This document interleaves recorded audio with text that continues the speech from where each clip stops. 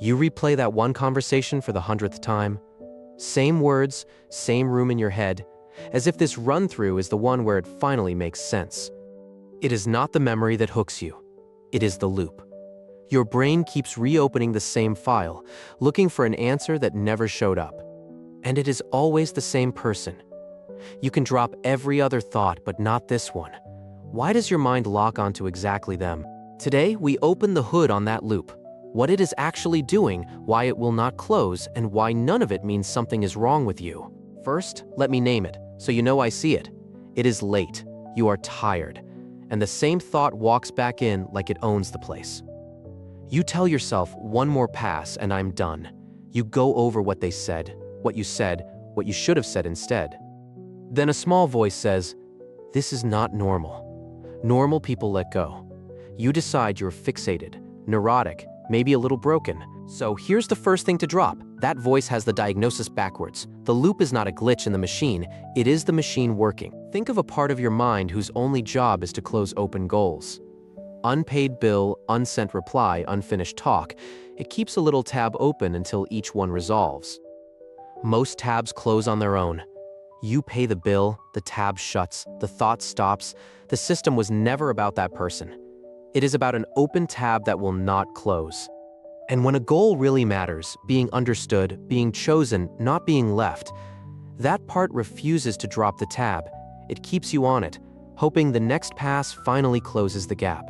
That is the whole engine. A loop that compares where you are to where you want it to be and runs again every time the two do not match, which is exactly why it feels like solving each pass. You are genuinely trying to close the gap. The mind is not torturing you for fun. It is chasing a finish line it can see, but never quite reach. And this is not me freestyling at midnight. Psychologists have a clean framework for exactly this kind of loop, and it has been tested for decades. Let me give you the short version. Psychologist Ed Watkins laid it out. Repetitive thought is the output of a feedback loop checking the gap between your current state and a goal you have not reached yet. The loop fires hardest when the goal stays unresolved. No resolution, no shut-off signal. The thought just keeps cycling, waiting for a close that never comes. So when you cannot stop thinking about someone, your brain is not stuck on a person. It is stuck on an open goal wearing that person's face. The goal might be closure. Might be to undo one sentence you wish you had never said. Might be to know, finally and for certain, where you actually stand with them. And every one of those goals has the same problem. You cannot close it alone. The data you need lives inside another person's head. So if you have been fighting the thought, here's a gentler first move. Stop trying to win the argument inside your head. You're not losing a battle. You're holding an open file. Try this once. Say it plainly to yourself. This loop is open because I'm waiting on something I do not control. Naming the open tab does not close it, but it loosens the grip a little. Now, why will the loop not just quietly give up? This is the part nobody tells you, and it is the key to the whole thing. The answer is uncertainty. As long as the outcome is unknown, your threat system cannot stand down. It is built to stay on until it gets the all clear. Picture a smoke detector that will not switch off until someone confirms there is no fire. No confirmation means it stays armed. Your mind does the same with an unanswered person. That is why waiting for a reply is its own special hell. The phone is silent, and silence is not an answer. So the system keeps scanning, keeps replaying, keeps bracing. And here's the cruel twist. Without an answer, your brain cannot gather the evidence that says you're safe. It never learns the all clear, so it never powers down. So it does the only thing it can. It rehearses. It runs the situation again and again, trying to manufacture the certainty the world refuses to give it. Read that one more time, because it changes everything. You are not weak for looping. You are running an open case with no way to close it from your side. And again, this is documented in the research, not something I improvised to make you feel better. The uncertainty part has a clear paper trail. Researchers Daniel Group and Jack Nitschke describe it directly. Under uncertainty, the brain cannot collect the data that would disprove a threat, so its defensive system stays switched on. That is your loop in one sentence. It is not stubbornly refusing to let go. It is starved of the one signal, a real answer that would actually let it power down and let go. Notice what this quietly removes. The shame you're not looping because you're needy or obsessive. You're looping because the off switch is in someone else's hands. I want to pause here because I do this too. I have lost whole nights to a reply that was never coming. If that is you right now, you are in good company. Stay with me. Now to the part that feels the most personal. Why this person? You meet 100 people. Most you forget by Tuesday. So why does your mind clamp onto exactly one? The honest answer involves attachment, the system that decides who feels like safety to you. When someone slots into that role, your mind treats losing them as a real threat, not a small one. And for some of us, that system runs hot. It stays alert to any sign the person might pull away, and it drags up old rejections to compare against. That keeps the loop fed. Now, a caution I owe you. We know attachment is linked to this kind of looping. We do not get to say it causes it. The studies are correlational, and honesty matters more than a clean story. Here is the trap inside the trap. The loop convinces you it is productive. Each pass feels like you're working the problem, getting closer, almost there. But on a problem, you cannot close from your side. The rehearsing does not move you forward. It digs the groove deeper. The more you run it, the heavier and more unsolvable it feels. And there's a study that caught this exact paradox in a controlled lab setting, the feeling of solving while miserably getting nowhere.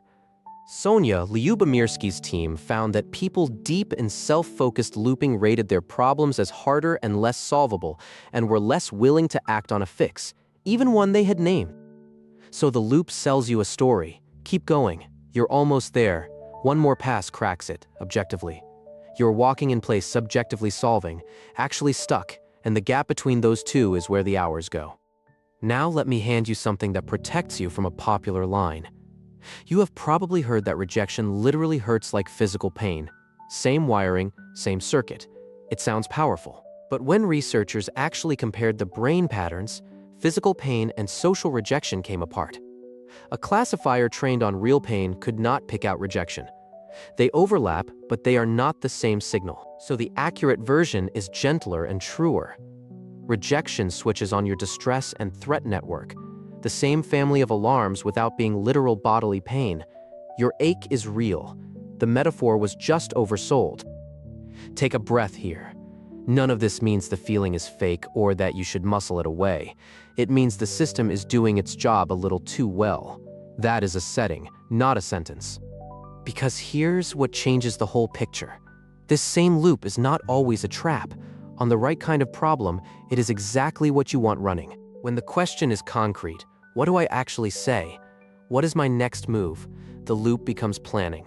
It closes goals. That is the gift it was built to give. Nolan Hoeksema's team split this cleanly. There is brooding, the abstract.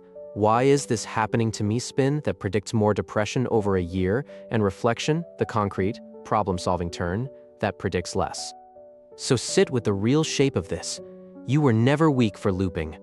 Your system is not low on power. It is running at full capacity. It just got handed a problem with no off switch. That is the reframe. This is not you being broken. It is a load problem, not a you problem. The same engine that overwhelms you on the unanswerable is the one that solves the answerable. A weak mind would not loop. It would shrug and forget. Yours loops because it cares hard and runs hot. It is carrying a full load, not running on empty. So the move is not to fight the loop or shame it quiet. The move is to give it lighter work. Switch the question from one it cannot close to one it can. Catch yourself mid-spin and ask, am I running why? Or what next? Why keeps the tab open? What next is a goal the loop can actually close, and closing is the only thing that quiets it. If the honest answer is there is nothing to do but wait, that is information too. The loop has no move there. You are not failing it. The case is just open and not on you. And slowly, that reframes the whole night. You are not a person who cannot let go. You are a person running a loop that has not been given a close. If this is landing, here is my one ask. Drop the loop you cannot shut off in the comments. The conversation, the unsent text, the silence. Naming it out loud helps. I read them. We open the hood on 3 things. The loop is a goal closer that cannot close. Uncertainty keeps it armed. And the off switch was never fully in your hands. None of that is a flaw in you. It is a system carrying a full load, pointed at a problem it was not built to finish alone. So next time the thought walks back in at midnight, you do not have to fight it. You can just see it for what it is, an open tab, waiting on an answer that is not yours to give.